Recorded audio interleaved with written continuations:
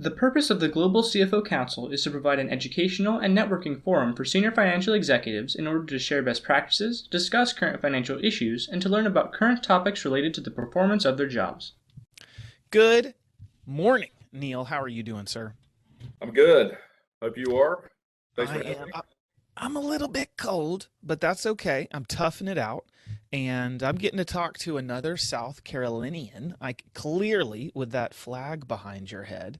That's right. So glad to have somebody, a fellow member of the CFO Council in the great state of South Carolina in the United States. So good to get to talk to you, Neil. Thanks for having me.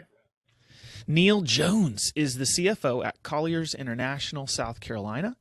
And I think you got your undergraduate in finance from Clemson. And Neil, something interesting about you, you are not only a CPA, but an overachiever. I saw CISA. I have no idea what that is. CITP. I have no idea what that is. What are those things? So CISA is that's a Certified Information Systems Auditor, and CITP is Certified Information Technology Professional. Mm. Little background real fast. So when I was before I came to Colliers, I was in public accounting, and we had a pretty large at the time it was growing pretty quickly, SOC practice, and so that was those two credentials in particular were helpful in that regard. Yeah, and you know there's some substance to those two designations. You don't just it's not just a mail a check to somebody kind of deal. There's there are tests and things like that involved. So, and it's been helpful here as well with some of the information infrastructure that we have in place. So, Well, I'm impressed. And you've got more letters next to your name than I do next to mine. So you're winning. And let's get into it. I got high expectations, Neil. Now that I know you're a CPA, CISA, CITP. Question number one: what is your favorite business book and why? okay, so this may sound a little hokey, but there's a book that it's called How to Become a Rainmaker, and we were forced to read it at the firm. The primary purpose of the book is sort of centered around business development efforts and things like that. Which I'm not. I sort of dabble in that now. I don't. That's not my primary purpose here. But there is a quote in that book, or it's in a list of things that basically qualify you as a rainmaker. And one of those things is the rainmaker never goes on vacation. They are only out of the office. And that kind of stuck with me. And not because I don't like taking vacation, of course, everybody does, but the reason it stuck with me was that the inference there, or the the meaning to me is clients, whether it's clients from Colliers, clients from that firm, they don't care if you're on vacation. They don't care what you're doing. What they want to know is they're taken care of. And so that was sort of a defining, I guess, bullet point in that list of rainmaker qualifications for me. That stuck with me. I like that. And it goes along with a principle that I read and I sort of embraced, is this idea of, I don't believe in work-life balance. I believe in work-life integration. And so I won't take a job unless I can integrate sort of my family being around all the time. But my family also knows that I like to work all the time. And so I believe in that integration, and not like a weird, terrible, horrible person way, but like I just like it all to be together. And there isn't that separation, like I'm a work person and I'm a real person. It's just all me all the time. So I like that. I might steal that quote, and I might also check that book out. Neil, Yeah. that's the first time that one's ever been brought up. So way to bring it. Question number two: what is the best advice that you have ever received? So I'm going to say that the best advice that I've ever received is that there's no substitute for hard work. And I spent a lot of time growing up on my grandmother's farm up in upstate of South Carolina, and and that's where I learned. I would say that's where my sort of learned about hard work, and it's carried me through, these 40 some odd years that I've been around, and it's, I'd say it's served me pretty well. Amen. Amen. Good advice. What about a tool that you have recently started using, or maybe a habit that you've recently picked up that you have found beneficial? All right, so I don't want to get into too much minutia about what we do here at Colliers, but suffice it to say, we handle a lot of rent deposits and things of that nature, and we are purely a third-party property manager. So we don't own anything that we manage, which means that if they desire, every owner that we work with could have a different bank. Well, that becomes very problematic when it comes to remote deposit capture and things of that nature. And so we're utilizing a service that that we've had to integrate with our existing infrastructure that basically combines all the remote deposit capture infrastructure into one system. And the system remembers that a tenant in building A has this routing and this account number, and automatically directs the deposit to the bank account that we have linked to that tenant. It's a huge time saver. It sounds like it would just be a more of a back office type of issue, but for us, it gives us a competitive advantage because the faster we can get deposits into our owners' accounts, the faster that they can pay, whether it's a tenant upfit charge, whether it's just purely operating expenses, or whether it's distributions to owners. That's something that we don't think anybody else can do in our market, and with that kind of speed. And so it's been great for us. Ooh, I like that. And every owner I've ever worked for, cash is real important. And if you can get it to them a day early, that's a huge deal. So what a great efficiency tool. I like that. Very cool.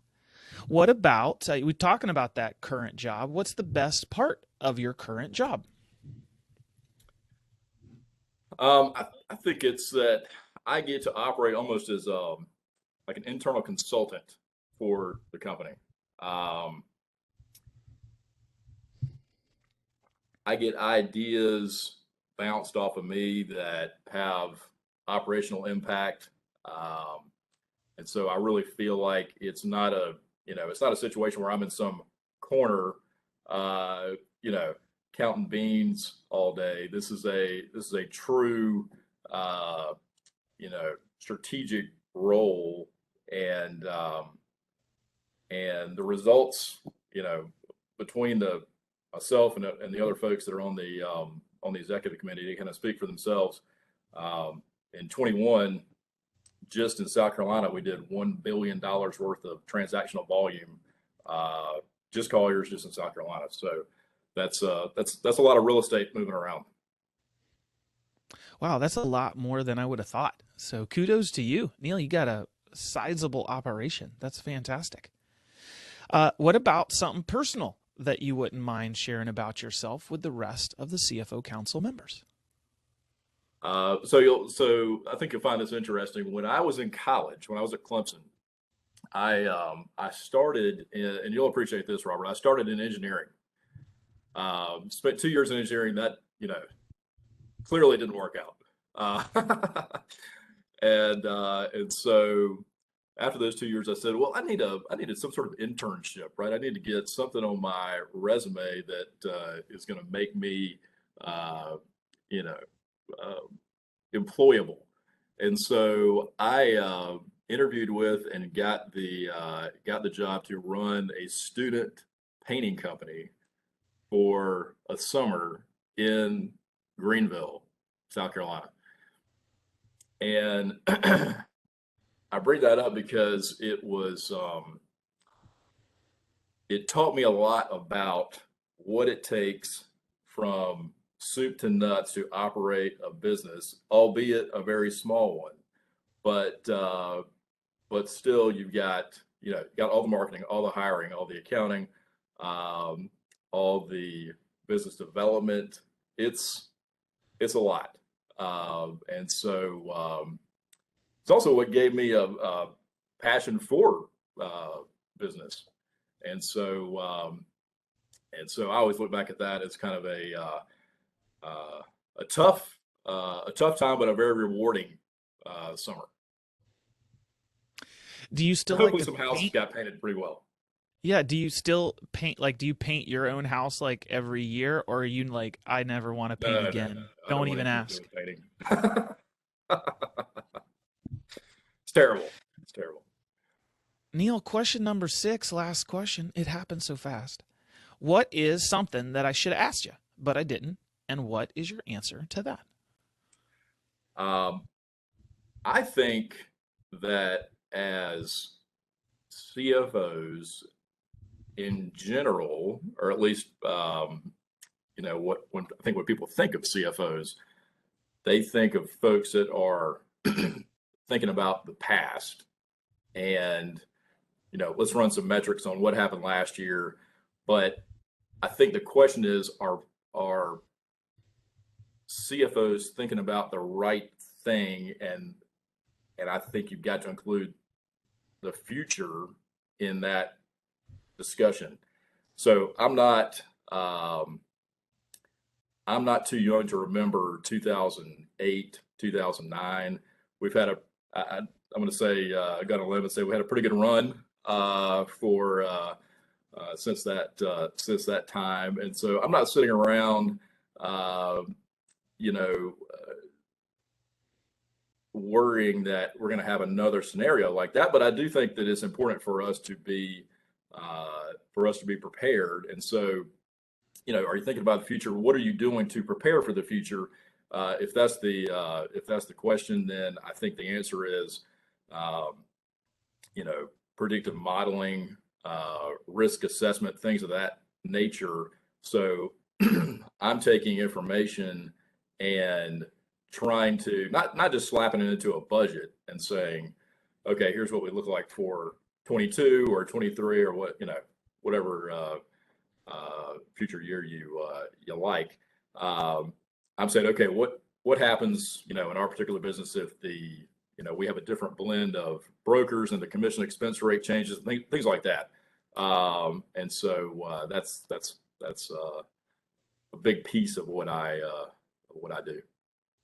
Ooh, that's a call to action, folks. How important that is every year, but certainly this year, to stress test the budget, your major assumptions, and your long range planning, your 1 to 3 or 5 year planning. That's so important. Neil just said it so perfectly that just a handful of key assumptions, slight changes to those could have massive impacts to your budget and your plan. Super important. I wrote that down. I need to do that myself. We have some key things that can impact our business. So well set. And I'm noticing a pattern, Neil, like that. Between your job in college and the advice, hard work is a key part of what you do, rolling up your sleeves as an internal consultant, and got a little business development in you. And I think you might be a rainmaker too with your building relationships. So I really appreciated this. I thought it was great to get to learn a little bit more about you. So thank you for doing this. Thanks for having me. Really appreciate it. Have a great day. Thanks, you too.